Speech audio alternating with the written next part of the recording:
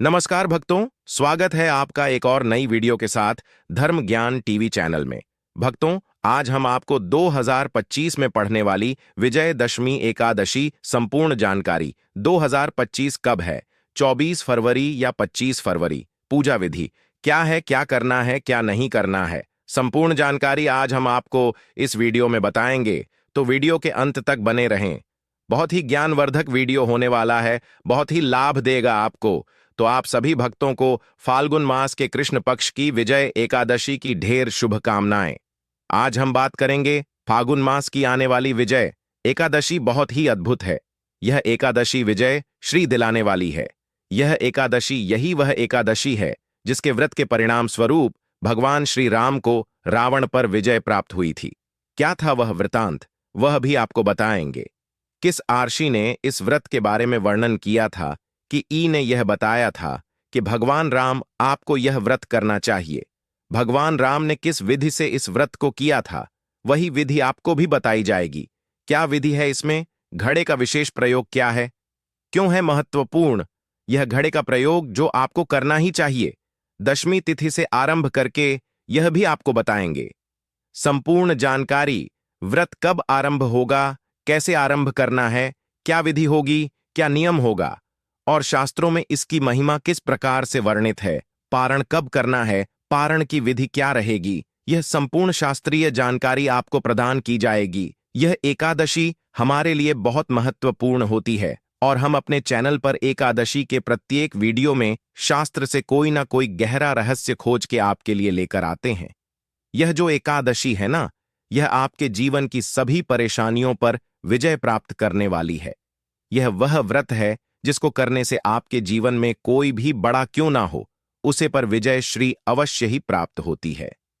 आप इसे विचार कीजिए कि भगवान श्री रामचंद्र ने भी किसी व्रत को रावण को युद्ध में परास्त करने से पहले किया था, और यह कोई मनगढ़ंत कथा नहीं है, यह पुराणों में वर्णित है। यह घटना घटित हुई है। इस बारे में हम आपको विस्तार से आगे वीडियो में बताएंगे। बहुत ही ज्ञानवर्धक वीडियो रहने वाला है, बहुत ही लाभ देगा आपको, इसलिए वीडियो के अंत तक आपको बने रहना है। वीडियो को अगर आप बीच बीच में से कट कट कर देखेंगे तो आपके संपूर्ण जानकारी प्राप्त नहीं होगी, इसलिए आप वीडियो को पूरा ही देखें। और भी बहुत रोचक बातें हैं जो इसके आने वाली एकादशी से संबंधित होंगी। तो वीडियो की शुरुआत करते हैं।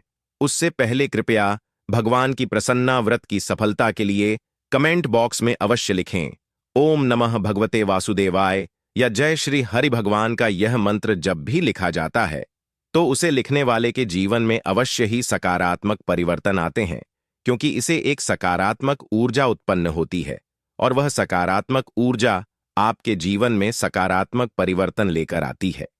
इसीलिए आप सभी श्रीहरि के भक्तों को अवश्य ही उनका यह प्रिय मंत्र ओम नमः भगवते वासुदेवाय लिखना चाहिए।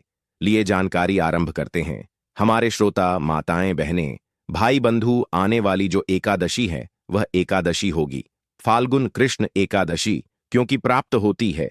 इसके व्रत के प्रभाव से मनुष्य को विजय की प्रति सभी स्थानों पर होती है। यह सब व्रत से उत्तम व्रत है। किसी एकादशी का व्रत उन्हें अवश्य करना चाहिए जिनके जीवन में कोई संकट है या जिन्हें किसी पर विजय प्राप्त करनी है। देखिए, विजय केवल शत्रुओं पर ही प्राप्त नहीं करनी होती, विजय आपको संकटों पर भी प्राप्त कर होती है। आपके दैनिक जीवन में जो भी परेशानियां हैं, बढ़े हैं, आपको उन्हें पर करना है तो विजय पानी होगी। आपके जीवन में आर्थिक संकट है, उसे पर विजय पानी होगी। आपके जीवन में यदि समय अच्छा नहीं चल रहा है तो आपको विजय पानी, आपके जीवन की किसी भी प्रकार की परेशानी क्यों ना हो। यह जो एकादशी का व्रत है आपको विजय श्री दिलाने वाला है। तो यह एकादशी किस प्रकार से प्रकाश में आई और किस प्रकार से इसका वृत्तांत सबके सामने आया, इसके बारे में एक बार आपको बता देते हैं, क्योंकि स्वयं महर्षि नारद कहते हैं कि इस एकादशी के बारे में उन्होंने कभी किसी को नहीं बताया था, जब तक कि उन्होंने यह महत्व स्वयं कहते हैं कि यह समस्त मनुष्यों को विजय प्रदान करती है। त्रेता युग में मर्यादा पुरुषोत्तम श्री रामचंद्र जी को जब 14 वर्ष का वनवास हो गया था, अब यह लक्ष्मण तथा सीता सहित पंचवटी में निवास कर रहे थे। वहां पर तो श्रवण ने सता जी का हरण कर लिया था। तब रामचंद्र जी तथा लक्ष्मण जी बहुत व्याकुल हो गए और माता सीता की खोज में यहां वहां फिरने लगे। समुद्र किनारे पहुंच गए। हनुमान जी ने लंका जाकर सीता जी का पता भी लगा दिया। लेकिन जब वह समुद्र किनारे पहुंचे, अपनी वानर सेवा के साथ वहां पर देखा किया था, समुद्र है, इसको पर कैसे किया जाएगा, और जो लंकापति रावण वह तीनों लोगों का विजेता है, उसे पर कैसे विजय श्री प्राप्त की जाएगी। इस प्रकार क्योंकि वह भगवान थे, परंतु वह मानव रूप में थे, मानव लीला कर रहे थे, इसीलिए अपनी शक्तियों का प्रयोग नहीं कर सकते थे। उसे अवस्था में जब वह चिंतित थे, तो लक्ष्मण जी ने कहा कि है पुराण पुरुषोत्तम, आप आदि पुरुष हैं, सब कुछ जानते हैं। यहां से आधा योजन दूरी पर कुमारी द्वीप में वक्त तालाब के नाम की मुनि रहते हैं। उन्होंने अनेकों ब्रह्मा देखे। अनेकों ब्रह्मा देखें मतलब समझे आप, क्योंकि जो ब्रह्म है ना, वह कई युगों के बाद बदलता है, घूमने वाला ब्रह्मा। और ब्रह्मा देखें अर्थात कई युगों को देखा है। आप उनके पास जाकर इसका उपाय पूछिए कि किस प्रकार से रावण पर विजय प्राप्त की जा सकती है। तो लक्ष्मण जी के इस प्रकार से वचन सुनकर रामचंद्र जी वक्त दल्बी आरशी के पास गए और उनको प्रणाम करके बैठ गई। उन्हें भी उनको मनुष्य रूप आधार पुराण पुरुषोत्तम समझकर उनसे पूछा कि हे राम, आपका आना कैसे हुआ। रामचंद्र जी कहने लगे, हूं और राक्षसों को जीतने के लिए लंका जा रहा हूं। आप कृपा करके समुद्र पार करने का कोई उपाय बताइए, मैं इसी कारण आपके पास आया। आरशी बोले, हे राम, फाल्गुन मास के कृष्ण पक्ष की एकादशी, जिसका नाम है विजया एकादशी, उसका व्रत करो। इसका व्रत करने से निश्चय ही आपकी विजय होगी, साथ ही आप समुद्र भी अवश्य ही पार कर लेंगे। और इसी ने इस व्रत को करने की विधि भी बताई है, जिसका वर्णन हम आगे करेंगे कि किस विधि से आपको यह व्रत करना चाहिए। एकादशी का जो व्रत है वह प्रकाश में आया और इसकी महिमा इसके बाद और अधिक बढ़ गई, इसीलिए आप सभी को यह व्रत अवश्य ही करना चाहिए।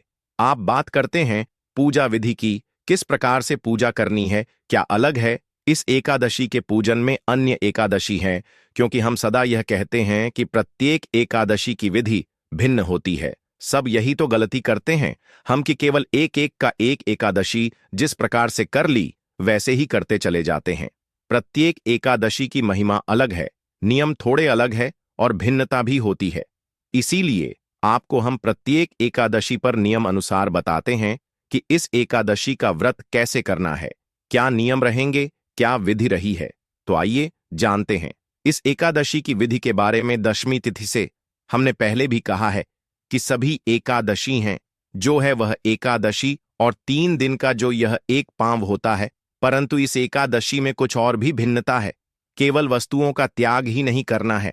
10वीं तिथि को चाहे आप मिट्टी करें या आपको घड़ा लेना है, उसे खड़े को जल से भरकर और उसे पर पंचपल्लव रख दीजिए।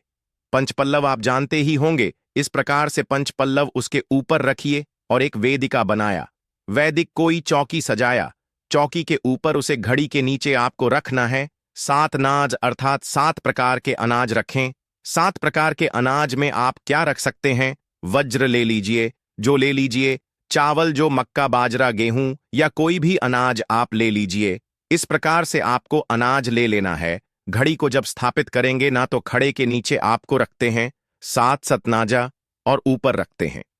केवल जो सतना में आपको जो नाले तो ठीक है, क्योंकि जो ऊपर रखते हैं तो बाकी के साथ न जो है वह नीचे रख लीजिए। और 8वां जो है उसे आप घड़ी के नीचे रख दीजिए। और गधे के ऊपर आप विष्णु जी की प्रतिमा स्थापित करेंगे। स्वर्ण की लीजिए, चांदी की लीजिए, या आप जो भी आपके पास उपलब्ध हो वह ले लीजिए। अन्यथा आप तस्वीर भी, कोई चित्र भी आप ले सकते हैं भगवान का, वह उसे खड़े के ऊपर आप स्थापित कर देंगे। कैसे, एक चौकी दीजिए, अगर चौकी ना हो तो कोई बात नहीं, जो भी आपका स्थान है पूजा का स्थान वहां पर शुद्ध कीजिएगा। उसको शुद्ध करने के बाद वहां पर पहले सपना जा रखिएगा। शुद्ध कैसे करते हैं, गंगा जल ले लीजिएगा, गंगा जल छिड़केगा उस स्थान पर। उसके बाद वहां पर आप सतनाजा रखिएगा, 7 अनाज, सतनाजे के ऊपर पानी से भरा हुआ कलश। ध्यान रखें कि जो कलश है वह खाली ना हो, उसे पर पानी भरेगा। पानी से भर के कलश रखिएगा और कलश के ऊपर आप 5 पर लव लगाकर पूर्ण पत्र से बंद कर दीजिए। उसमें जो रखिए और उसको ऊपर भगवान की तस्वीर या प्रतिमा स्थापित करनी है। दशमी तिथि को आप समझने, तिथि को आपने यह स्थापना करके भगवान की रख देनी है। अब आप एकादशी को इनका पूजन करेंगे। एकादशी के दिन आप सूर्योदय से पहले उठ जाएं। उठने के बाद स्नान आदि करके स्वच्छ वस्त्र धारण करके और भगवान का पूजन करेंगे। पूजा के लिए अन्य क्या सामग्री रहेगी वह भी आप एक बार नोट कर लीजिए। पूजा के लिए सामग्री सामान्य रहेगी। होली मौली, पान सुपारी, लौंग, इलायची, खुले फूलों की माल, एक लोटे में चल, गंगा जल मिला हुआ दूध, यह सामग्री है जो आपको एकत्र करनी है। इस सामग्री को एकत्र कर लीजिए, थाली में सजा लीजिए। उसके बाद उसने शुद्ध जल भर लीजिए। उसने जल आज पानी करने के लिए अन्यथा कोई छोटा चम्मच रख लीजिए। और सबसे पहले व्रत का पूजन करने से पहले संकल्प करेंगे और संकल्प करने के बाद आप व्रत का पूजन करेंगे। आइए आरंभ करते हैं। एक पुष्प लीजिए, उसको लोटे में जो चले उसमें, और सभी सामग्री को आप पवित्र कर लीजिए। पवित्रता के लिए हम यहाँ मंत्र बोलते हैं, ओम पवित्र पवित्र पवित्र रानी ओम नमो भगवते वासुदेवाय नमः। इस प्रकार से आपको जो लोटे में जल लिया हुआ है उसको चीड़ देना है। इस प्रकार से यह शुद्ध हो जाएगा, पवित्र हो गया है। आप आसन जो जी आसन पर बैठे हैं तो आसन के शुद्ध करते हैं। पृथ्वी पर हाथ रख हम यहाँ से मंत्र बोलते हैं। आपको केवल माता पृथ्वी से निवेदन कीजिए, महादेवी सर्वत्र सनम, हेमा सारे संसार को आधार देने वाली हैं। आप मेरा आसन पवित्र करें। और मुझे स्थान इस प्रकार से आपका निवेदन किया। अब यदि आप दंपति हैं, आप पति पत्नी व्रत कर रहे हैं तो कट जोड़े से आप पूजन कर सकते हैं। भगवान का तो आप अपना घाट जोड़ा करवा लें। और अगर अकेले पूजन कर रहे हैं तो अकेले भी बैठ सकते हैं। अपना सीधा हाथ लीजिएगा। हम जल जबानी करेंगे। हमारे जो पहले के श्रोता हैं वह सभी जानते हैं, क्योंकि आगे की जो विधि रहेगी इसमें काफी कुछ सामान्य रहेगा। कुछ भोग आदि है जो अलग हो सकता है। पूजा की विधि में आगे आपको जल अजमानी करनी है।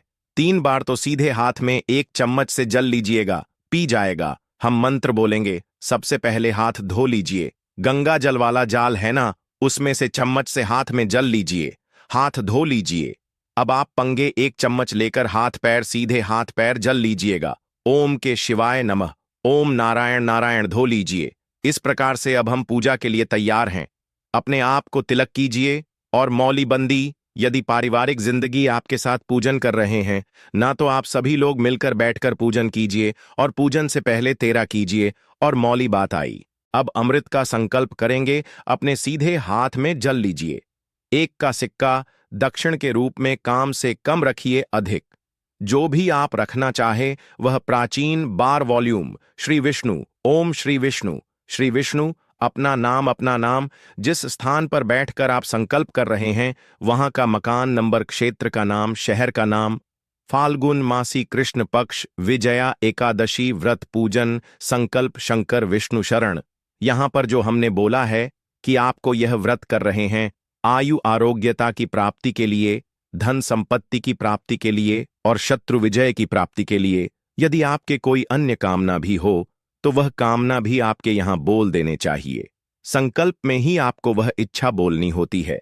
इसके उद्देश्य की पूर्ति के लिए आप व्रत कर रहे हैं और यही संकल्प करने के लिए कारण भी होता है, जिसमें कि आपको भगवान से सभी प्रार्थना देते हैं कि आप कौन हैं, कहां हैं और किस लिए व्रत कर रहे हैं। संकल्प करने के बाद भगवान गणेश को हम स्मरण करेंगे और तदुपरांत अब हम कलश पूजन करेंगे। फिर भगवान श्री हरि का पूजन करेंगे।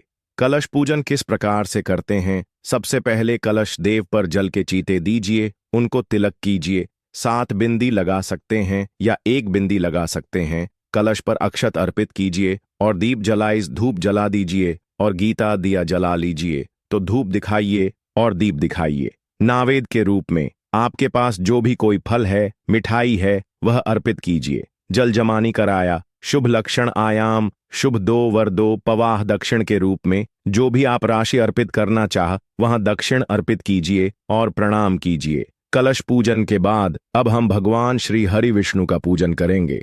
भगवान श्री हरि विष्णु का पूजन करने के लिए एक पत्र रख लीजिए, कटोरी रख लीजिए उनके सामने, क्योंकि वह कलश के ऊपर आपने विराजमान किया होगा।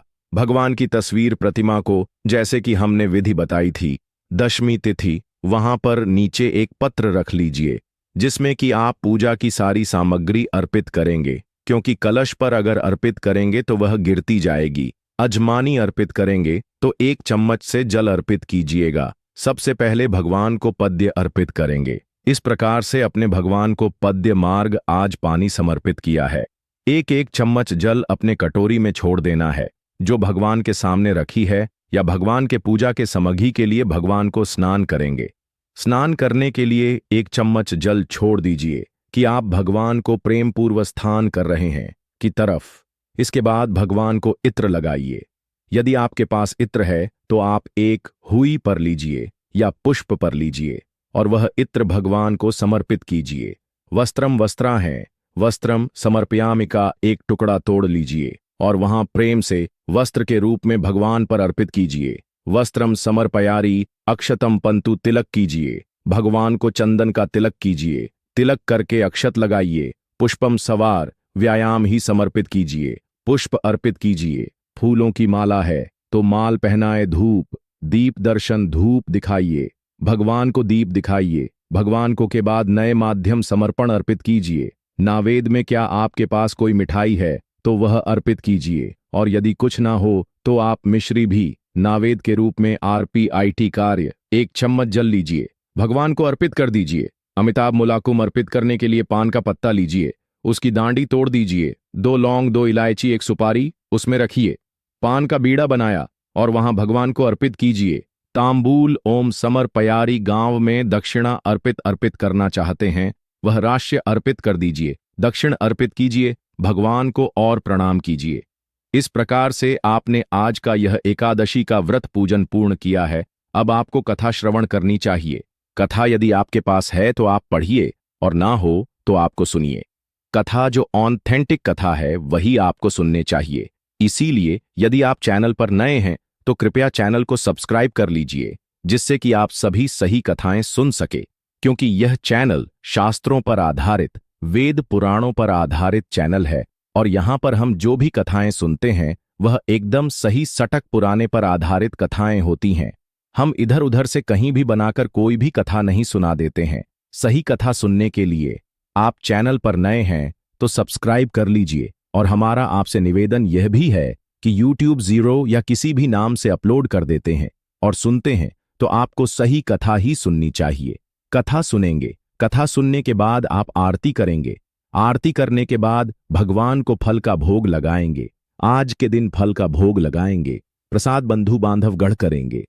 इस प्रकार से आप आज का पूजन कर अपने दैनिक कार्यों में लग जाएंगे। आपकी जो गृह कार्य हैं तो गृह कार्य उनमें लग जाइए। ऑफिस जाना है ऑफिस चाहिए। जहां भी आपका जो कार्य है उसको आप कीजिएगा। कुछ नियमों का आपको अनुपालन करना होगा। नियमों में सबसे पहले तो आज के दिन आपको किसी से लड़ाई झगड़ा नहीं करना है, किसी पर क्रोध नहीं करना है, किसी का अहित नहीं करना।